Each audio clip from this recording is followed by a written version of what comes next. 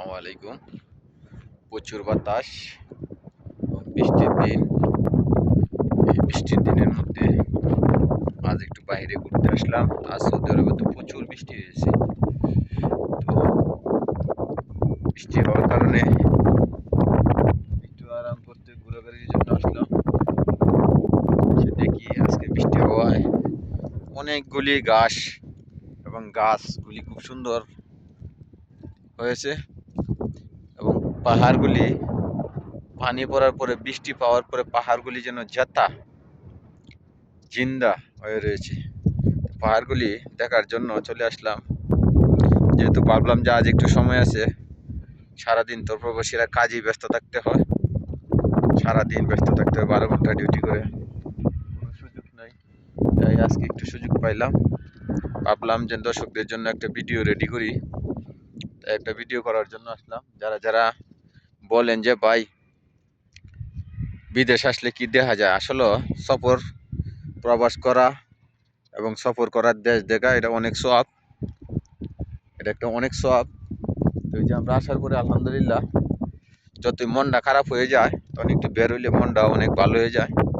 যে পাহাড়গুলি দেখতেছি, পাহাড় দেখতে আসলাম, মনটা অনেকটা ভালো হয়ে গেছে, শীতল হয়ে গেছে। আপনারাও মাঝে মাঝে একটু ঘুরতে যাবেন, বাচ্চা ছেলে মেয়ে যদি থাকে সংসারের, ছেলে মেয়েদেরকে একটু ঘুরায় আইবেন, ঘুরায় গাড়ায় দেখাইবেন, তাইলে ছেলেরা আনন্দ পাবে। এটাই কিন্তু আসলে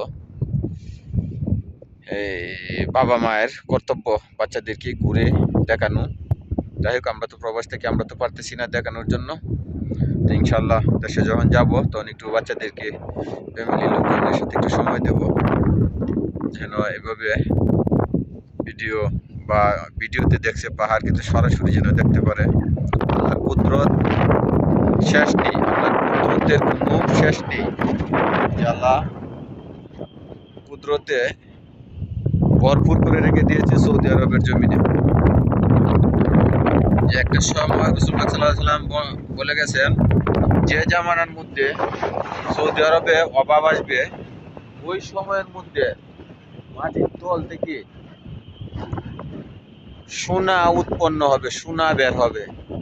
এটাই হচ্ছে সোনা। এই পাহাড়, এটা হচ্ছে খনিজ সম্পদ। এই পাহাড়ের সোনাগুলি যদি বিক্রয় করে, সৌদি আরব আরো 500 বছর চলতে পারবে, আরো 500 বছর চলতে পারবে, অভাব হবে না। আরো 500 বছর চলতে পারবে, কোনো অভাব হবে না।